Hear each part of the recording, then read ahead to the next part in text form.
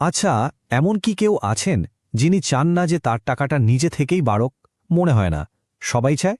আর যদি এমন হয় যে আপনি ঘুমোচ্ছেন আর আপনার টাকা বেড়েই চলেছে, তাহলে তো ব্যাপারটা শোনাই সোহাগা।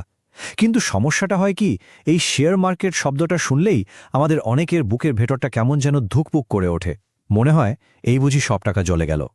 ঠিক এই ভয় আর টাকার প্রতি লোভের মাঝখান থেকেই কিন্তু আজকের আলোচনার জন্ম, মিউচুয়াল ফান্ড। তো প্রশ্নটা হলো, এটা কি আসলেই সম্ভব যে আমরা ঘুমিয়ে থাকবো আর আমাদের টাকা নিজে থেকেই বাড়তে থাকবে?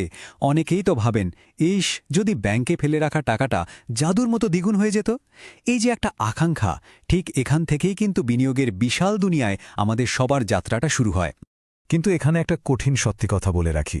যারা ভাবেন যে ব্যাংকের সেভিংস অ্যাকাউন্টে টাকা রেখে দেওয়াটাই সবচেয়ে বুদ্ধিমানের কাজ, তারা আসলে একটা মস্ত বড় ভুল করছেন।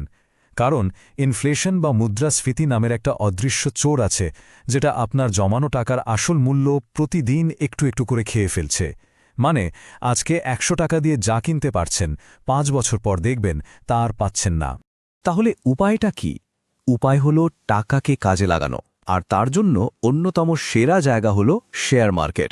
চলুন এই মার্কেটে বিনিয়োগের দুটো রাস্তাকে আমরা একটা যাত্রার সাথে তুলনা করে দেখি। ধরুন আপনি ঢাকা থেকে কক্সবাজার যাবেন, আপনার সামনে দুটো পথ খোলা আছে। প্রথম রাস্তাটা হলো, আপনি নিজে একটা গাড়ি কিনে একেবারে আনাড়ি হাতে স্টিয়ারিং ধরে বসে পড়লেন। এতে কি হবে? অ্যাক্সিডেন্ট করার ঝুঁকি প্রায় 90%।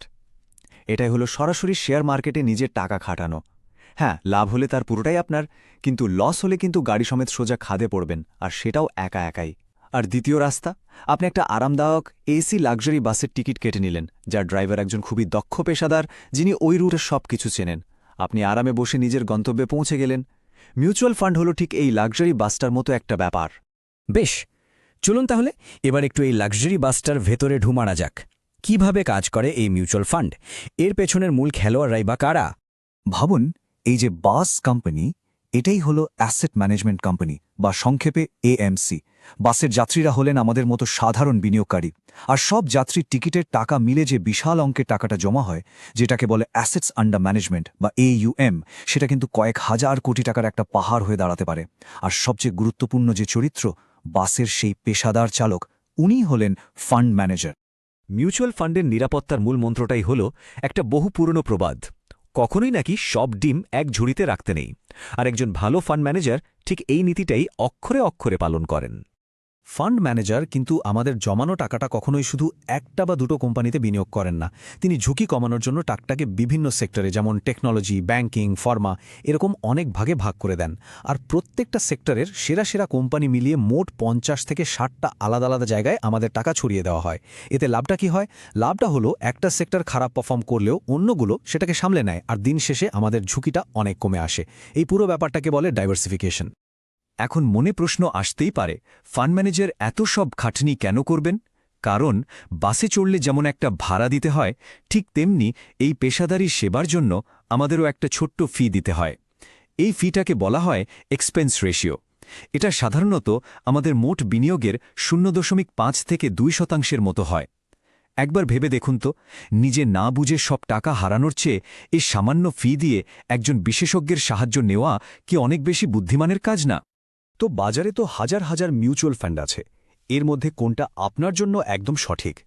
চলুন ঝুঁকির মাত্রার উপর ভিত্তি করে ফান্ডগুলোকে বিভিন্ন ধরনের গাড়ির সাথে তুলনা করে ব্যাপারটা আরও সহজে বুঝি। প্রথমেই আসি ইকুইটি ফান্ডের কথায়। এটাকে আপনারা ফেরারি বা একটা স্পোর্টস বাইকের মতো ভাবতে পারেন। মানে গতি অনেক, রিটার্নও দুর্দান্ত, কিন্তু ঝুঁকিটাও তেমনই বেশি। যারা লম্বা সময়ের জন্য, ধরুন ৫ থেকে ১০ বছরের জন্য বিনিয়োগ করতে চান, তাদের জন্য এটা সেরা।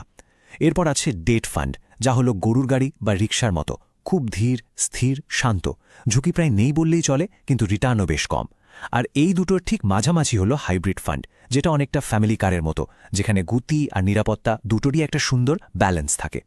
এই যে এতক্ষণ ধরে আমরা যা যা জানলাম, এই ধারণাগুলো পরিষ্কারভাবে বোঝা কিন্তু আর্থিক স্বাধীনতার পথে আপনার প্রথম এবং সবচেয়ে শক্তিশালী পদক্ষেপ। আপনি ইতিমধ্যেই কিন্তু অনেক মানুষের থেকে অনেকটাই এগিয়ে গেছেন। তবে আসল জাদুটা কিন্তু এখনও বাকি। এই যাত্রার সবচেয়ে শক্তিশালী কৌশলটা জানতে হলে এবং এই রকম আরও বিশ্লেষণমূলক আলোচনা পেতে এখনই সাবস্ক্রাইব করে আমাদের সাথেই থাকুন। কারণ এরপরের অংশটুকু আপনার বিনিয়োগের ধারণাটাই হয়তো পুরোপুরি বদলে দেবে। এবার আসা যাক মিউচুয়াল ফান্ডের আসল জাদুতে, যার নাম হল কম্পাউন্ডিং। আর এই জাদুটাকে বাস্তবে রূপ দেওয়ার সেরা উপায় হল এসআইপি বা সিস্টেম্যাটিক ইনভেস্টমেন্ট প্ল্যান। অনেকেই বলেন বিনিয়োগ করার মতো লাখ লাখ টাকা তো নেই। আরে লাখ টাকা লাগবেটা কেন? আপনি মাত্র 500 টাকা দিয়েও কিন্তু প্রতি মাসে বিনিয়োগ শুরু করতে পারেন। ব্যাপারটা অনেকটা জিমে যাওয়ার মতো। একদিনে 100 কেজি ওজন তোলার চেষ্টা করলে তো হাড়গোড় ভাঙবে, তাই না? কিন্তু প্রতিদিন অল্প অল্প করে ব্যায়াম করলে দারুণ ফল পাওয়া যায়। এসআইপির মাধ্যমেও ঠিক সেভাবেই প্রতি মাসে একটা নির্দিষ্ট পরিমাণ টাকা আপনার ব্যাংক থেকে অটোমেটিকভাবে ফান্ডে জমা হতে থাকে। চলুন কথার কথা না বাড়িয়ে এসআইপির এই জাদুর একটা বাস্তব উদাহরণ দেখে, তাহলেই এর আসল ক্ষমতাটা বুঝতে পারবেন। ধরুন আপনি প্রতি মাসে, খুব বেশি না, মাত্র ৫,০০০ টাকা করে একটা ভালো ইকুইটি ফান্ডে এসআইপি শুরু করলেন। আর এই বিনিয়োগটা আপনি আগামী ২৫ বছর ধরে একটানা চালিয়ে গেলেন। তাহলে ২৫ বছরে আপনার নিজের পকেট থেকে মোট জমা করা টাকার পরিমাণ কত হবে? মাত্র ১৫ লাখ টাকা। কিন্তু কম্পাউন্ডিংয়ের জাদুতে কি হবে জানেন? যদি আমরা গড়ে ১৫% রিটার্ন ধরে নিই, তাহলে ২৫ বছর পর আপনার এই ১৫ লাখ টাকা বেড়ে দাঁড়াবে প্রায় ১,৬৪,০০,০০০ টাকায়। হ্যাঁ, আপনি একদম ঠিক শুনেছেন। অ্যালবার্ট আইনস্টাইন কিন্তু এমনি এমনি কম্পাউন্ডিংকে পৃথিবীর অষ্টম আশ্চর্য বলেননি।